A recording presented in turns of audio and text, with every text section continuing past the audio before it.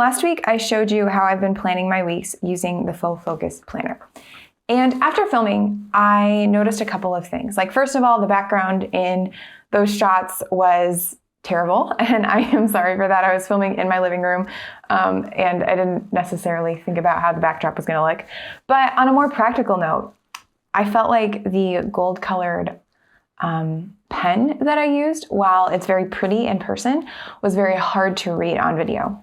The other thing that I noticed was, last week I was sort of caught up on all my freelance regular work projects, and so it was actually a very light week in terms of work. And so I do feel like when you have those weeks that are lighter in terms of work tasks, you kind of only have a few projects going on, that is a lot easier to plan in space and give yourself grace on those things, because you're able to make progress on all of the things that you put on your list. And so I thought that this week, because this week is totally different, life just happened last week. I got some more clients. I finished a big research project, which means I'm going to have to move on to the next phase of whatever I have to do for this channel. There's a lot going on this week, and so I thought I would film a follow-up video to that one where I sort of covered how this looks during a busier week. So this is part 2 of that video. If you suffered through the first one, thank you so much. And let's get started. Okay, so again, we are starting with the weekly preview and the reflection tasks. I went through what these were in detail in part 1, so I will probably just link to that in the cards, but I did want to take a minute and go over my biggest wins for the week. So last week, I would say one of my big accomplishments was finishing the YouTube research project. This thing has literally been taking me months, and obviously I still have a lot of research that I want and need to do for this channel, but it just has given me so much clarity about what I want this channel to be about, what I want to be able to do with this channel, and so that is a huge win for me this week. The second thing that happened was I picked up a new freelance client. There's actually a referral from one of my other clients in my writing business. And it was very cool to be able to have the time and not feel overwhelmed when I got a new assignment. So how do I want to put that? I think I want to say, I think that's how I would say it. Picking up a new freelance client and having time to work on their project right away without feeling overwhelmed. That's a big win for me. A lot of times in my writing business, I feel like I either have a bunch of projects going on at the same time, and it's very hard for me to balance, or I don't have anything going on. And this particular time I was ahead on projects, and so I had extra bandwidth and space to work on a project that came up sort of at the last minute. Okay, and then I'll probably just do 3 this week because those were very big ones. I'm going to go ahead and say,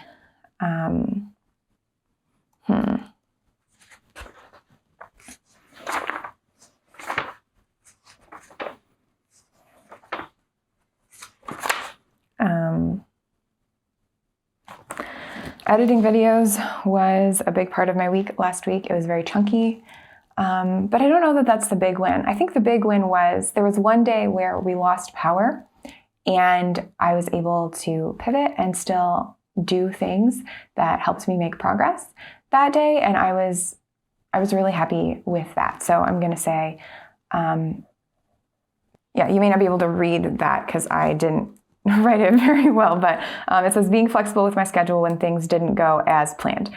This is something I definitely want to celebrate because I have a tendency to want to control things and to get very discouraged and anxious when they don't go exactly the way that I've planned them. And so I feel like part of the journey that I'm on in my planning life, and also part of the journey that I'm bringing you along with me with Worthy Hours, is being able to be more flexible, be more at peace, and not be so tied up to my schedule, but still be able to get the things done that I really value and that I really want to get done.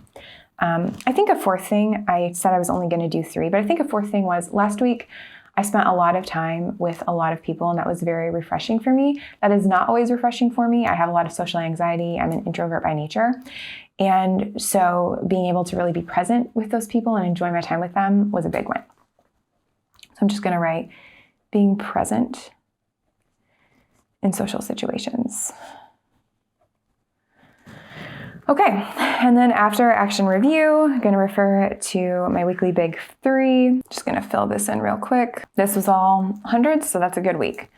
So I just finished my after action review, and I made 100% on my big 3 for last week, which is good. I had a lot of extra time last week, so I feel like that's reasonable to expect. I wrote down some things that worked. First of all, having extra space in my week took the pressure off when things didn't go as planned. And then these other 2 are mostly about spending time with people. I had a lot of time with, friends, and I had that scheduled into a lot of my evenings, and that was very refreshing. And also Andrew and I did sort of an impromptu date night. It was a little bit different than we normally did, and it was very refreshing and fun. And so my takeaways from that are keeping extra space in my week whenever possible and not overscheduling my week is probably something I want to keep going forward. And then looking for opportunities to schedule social time and mix up routines can also be refreshing. So, okay, cool. Now I'm headed over to my weekly overview here. And hopefully you're able to sort of see what I'm doing here. I know my writing is not the neatest, but this is my planner, and I just sort of like to show up and do my thing. But I've been sort of transferring personal tasks over here that I wasn't able to get to last week. I need to add appointment to calendar, because I don't actually remember when that was, but I remember that we got that set up. So, okay, so as you can see, I've been filling in my personal and professional lines here on the weekly overview. I'm just gonna go ahead and set my weekly big 3 now. I'm not sure that I have everything on these lists, but I have enough to get started. My big 3 for this week, which are like my main 3 tasks, like if I get those 3 done, the week is a win. The first is I want to have 2 new Worthy Hours videos ready to post and scheduled on this YouTube channel. The second is I want to turn in my freelance projects on time or early. That's really important this week because I have some new big ones. And then 3, I want to make progress on the YouTube training course that I'm going through. Now, a lot of times I feel like when we are planning our weeks, we're taught to do SMART goals. And I don't really have any problem with the concept of SMART goals. Like, I think they intuitively make a lot of sense. However, I do feel like if we are chained to SMART goals and we feel like all of our goals have to be SMART goals, that's probably not the best way to go about it. I thought I was crazy for thinking about this at first, and then I was reading about it, and I've been doing a lot more research on productivity, and it turns out I'm not the only person who SMART goals like make anxious. Ali Abdaal or Ali Abdul, or however you say his last name, I should probably learn that, even talks about that in his book, Feel Good Productivity. He recommends what he calls NICE goals instead. But I'm only mentioning SMART goals right now because I feel like you might notice as you're looking through, like 2 new Worthy Hour videos by the end of the week. That is very specific. It's measurable. It's time bound. Whatever the other things in SMART are, like that is pretty smart. So is turning in my freelance projects on time or early, because those are also defined very specifically, and they have deadlines and things like that. This third one, make progress on YouTube training course, that is not a SMART goal. And that's okay. Part of that is because a lot of times when I do set SMART goals for myself, I tend to overestimate the amount of time that the tasks are going to take, or I tend to just think that I'm going to be able to do more in a week than I can. So especially in a week where things are very busy, my thing here is to make progress on the training that I'm trying to go through to make this YouTube channel better. That may mean that I watch 1 more video in that course and then I consider that a win. It may mean that I watch 5 and I learn a lot this week. This gives me the flexibility to make progress and to say that that's enough, instead of feeling like, oh, well, I'm not going to be able to reach my specific and measurable goal, and so I'm not going to start at all. That's sort of the thought process behind the make progress goal. And I feel like that's a really good thing that you can probably integrate into your planning if you don't do it already. Just instead of making something SMART, if you're not sure sure exactly how much time you're going to have, but you know that it's important and you need to take small steps toward completing that project, set a make progress goal. And then during the week, if you do make progress on it, you're working toward that goal. And you can do more of it if you're feeling inspired and you have extra time, and you can do less of it if you're busy or it's just draining you for whatever reason. Okay, so then finally we have the self-care planner this week. I'm just gonna go over, I feel like sleep is the same as always. Eating, we're experimenting with doing some meal planning services for most of our meals, so I feel like that's pretty well taken care of. Moving, again, we have those systems in place. I will write this down because I do try to add some things besides jogging into my day. Connect, I think we're pretty well set on this week too, if I'm remembering my schedule correctly. And relax. See previous week. I'm a big believer in not redoing work you've already done. For my big three, I do write them out every single week, even if they're the same as the previous week. But everything else, I'm just like, I can refer to that later. There's a reason I have a planner. There's a reason it's written down. I don't have to write it down every single week. Okay, so for today, I'm going to do my typical Monday goals. I'm going to plan a week. That's what I'm doing right now. Film a video. Also doing that right now. And work on freelance project. I have an article due tomorrow, and so I need to make sure that I make progress on that today. Okay, so we're doing this. So then tomorrow I'm going to say, finish article number 1, outline this week's videos, and film. Okay. Wednesday, oh yeah, therapy. And I remember that on this list, I had made a note to myself to schedule therapy appointments for April and May because my therapist told me that she will be opening her schedule then. So schedule, okay, cool, that's cool. Then I'm going to probably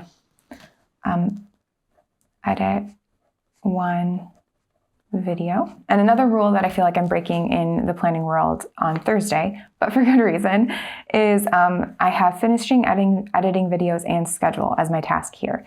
Now that's actually 2 tasks in one, and most of the time I feel like planning and productivity gurus will tell you that that's a bad idea. You want to make your tasks as small as possible. In this case, first of all, there's nothing that's stopping me from checking off these things as I do them, and then checking the big check mark off when it's all done. But the second thing is, this is a task that I do every single week. And so I see them sort of as a one fluid motion. When I finish editing a video, I usually make the thumbnail, I write the description, and I schedule it. And so putting all of those things together does not create a lot of extra stress for me. If you are tackling something new or you don't have a lot of time to work on it, I feel like the dividing it up into super small chunks is very good advice.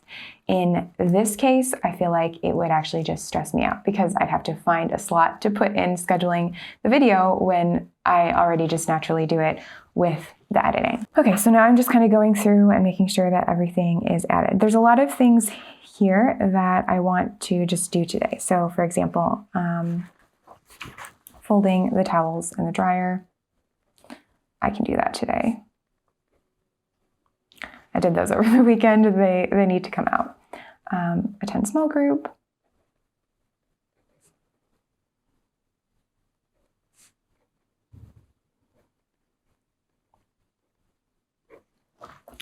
And then I think there was one other thing I had my eye on here. Adding the eye appointment to calendar, because I actually have no idea when that is. And if it's this week, I should probably rearrange my week a little bit based on that. Okay, cool. So we've got that. I think that's good for today. I might also, I have an idea for some snail mail I want to send a friend, and so I want to kind of get started on that today if I have a little extra time. And I think I will. If I don't have extra time today, I can always put that one off. It's not super important. Okay, so now I'm looking and I see that one thing I did not add to the calendar is editing a video for my husband's passion project. So edit. Actually, I don't really like putting this here. I don't think it's so necessary that I have to get it done during the work week because it's not actually my work. It's like a favor I'm doing to him. So I think I'm gonna actually just leave this slot open. It looks a little messy now, but whatever. So edit, I'll put that on my list for Saturday because if I just get up and do it on Saturday, that'll be fine. Or do it in the afternoon or whatever. So I put this, prep for next week's videos. I don't actually remember what that means. Plan, I think, and buy stuff if needed. We can do that one last. Okay, and then I think for the spring cleaning, I'll probably do that. Clean house. And then normally for cleaning, I do get super specific and I write down exactly what that means because I feel like cleaning is one of those tasks where if you don't get super specific about it, it can just sort of creep into something very big, right? Like you'll be like, oh, I just need to clean the bathroom. But then the next thing you know, you're cleaning the bathroom and the bedroom next to it and like, you know, the living room and the kitchen. And so if you only have one day that you're cleaning your house or your apartment or your room or whatever, I think it really helps to get specific about what you need to do. And so my standard list for myself is that I need to tidy, which means I need to pick up all of the trash and misplaced items that we have left around the house because I'm the main culprit in that. My husband's actually pretty good at picking up after himself.